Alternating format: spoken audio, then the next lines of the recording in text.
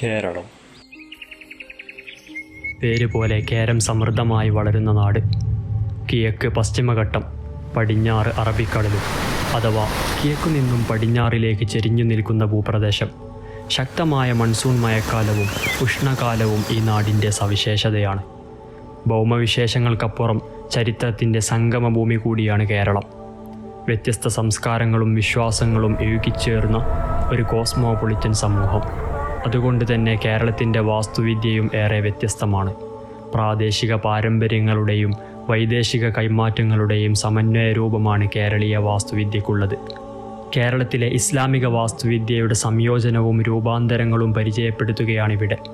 നൂറ്റാണ്ടുകൾക്ക് മുന്നേ അഥവാ ഇസ്ലാമിൻ്റെ ആവിർഭാവത്തിന് മുമ്പ് തന്നെ കേരളവുമായി കച്ചവട ബന്ധം സ്ഥാപിച്ചവരായിരുന്നു അറബികൾ. വ്യാപാരത്തിനെത്തിയ അറബികൾ വഴിയാണ് കേരളത്തിൽ ഇസ്ലാം വ്യാപിക്കുന്നത്.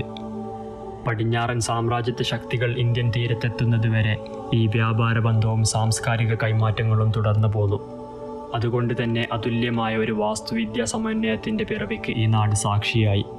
ഇസ്ലാമിക വാസ്തുവിദ്യയുടെ കേരളീയ പതിപ്പ്.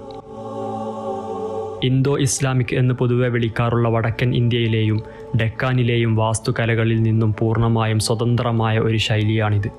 കേരളത്തിൻ്റെ സവിശേഷ ഭൂപ്രകൃതിയും കാലാവസ്ഥയുമാണ് ഈ ശൈലിമാറ്റത്തിൻ്റെ പ്രധാന കാരണം.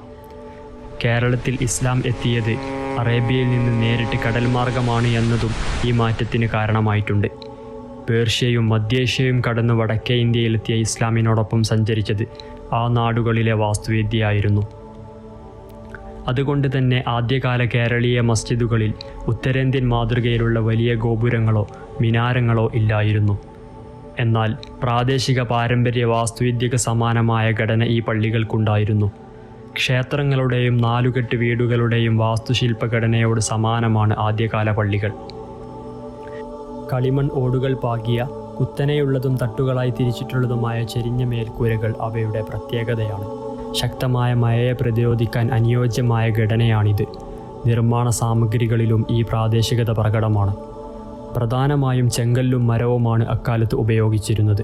താഴികക്കുടങ്ങൾക്കും മിനാരങ്ങൾക്കും പകരം മുകൾ ഭാഗത്തെ ക്ഷേത്രങ്ങൾക്ക് സമാനമായി പല മടക്കുകളുള്ള ചെറിയ പീഠികകളുണ്ടായിരുന്നു. മഴയെ പ്രതിരോധിക്കാൻ മതിയായ നീളമുള്ള ചായ്പുകളും നടുമുറ്റവും ഈ പാരമ്പര്യത്തിൻ്റെ ഭാഗമാണ്. സദാ വെളിച്ചവും ശുദ്ധവായുവും നിലനിർത്തുന്നതിന് സഹായകരമായ രൂപഘടനയാണിത്. ക്ഷേത്രങ്ങളെ അനുസ്മരിപ്പിക്കുന്ന രീതിയിൽ പള്ളി സമുച്ചയത്തോട് ചേർന്ന് തന്നെ ചതുരാകൃതിയിലുള്ള കുളങ്ങളും വിശാലമായ വരാന്തകളും മറ്റൊരു പ്രത്യേകതയാണ്. കൊത്തുപണികളുള്ള തൂണുകളിൽ താങ്ങി നിർത്തിയ ബഹുനില കെട്ടിടങ്ങൾ പള്ളികളെ കൊട്ടാര സമാനമാക്കി. കമാനാകൃതിയിൽ നിർമ്മിച്ച മിഹ്റാബും മരത്തടിയിൽ മനോഹരമായി കൊത്തിയെടുത്ത മിമ്പറും ജാമിതീയ രൂപങ്ങളും ആരാധനാ കേന്ദ്രം എന്നതിലുപരി പള്ളികളെ പാരമ്പര്യ സൗന്ദര്യത്തെ നിലനിർത്തുന്ന ഇടമാക്കി മാറ്റി. കേരളീയ വാസ്തുകല പ്രാദേശികമായി മാത്രം ഒതുങ്ങിയില്ല.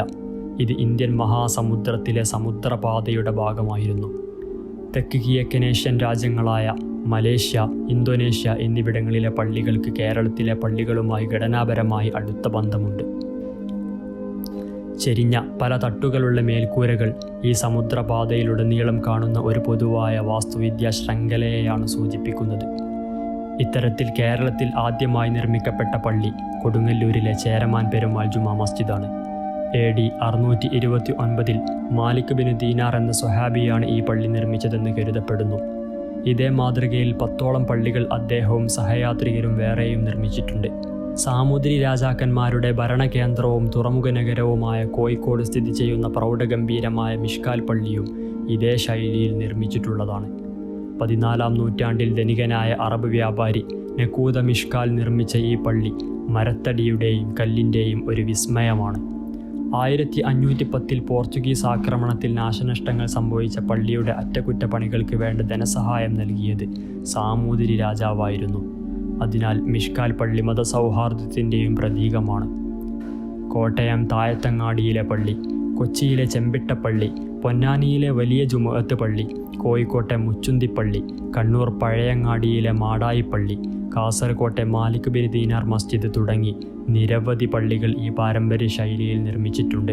എന്നാൽ 14-ാം നൂറ്റാണ്ടോടെ തെക്കൻ തമിഴ്നാട്ടിലെ മഅബർ സുൽത്താനേറ്റ് പോലുള്ള ഭരണകൂടങ്ങളുടെ സ്വാധീനം തീരദേശ പള്ളികളുടെ വാസ്തുവിദ്യയിലും മാറ്റങ്ങൾ കൊണ്ടുവന്നു. പ്രാദേശികേതര രൂപകൽപ്പനയിലുള്ള കമാനങ്ങളും താഴികക്കുടങ്ങളും പള്ളികളിൽ പ്രത്യക്ഷപ്പെട്ടു തുടങ്ങി. ഇത് രൂപാന്തരീകരണത്തിൻ്റെ ആദ്യഘട്ടമായിരുന്നു.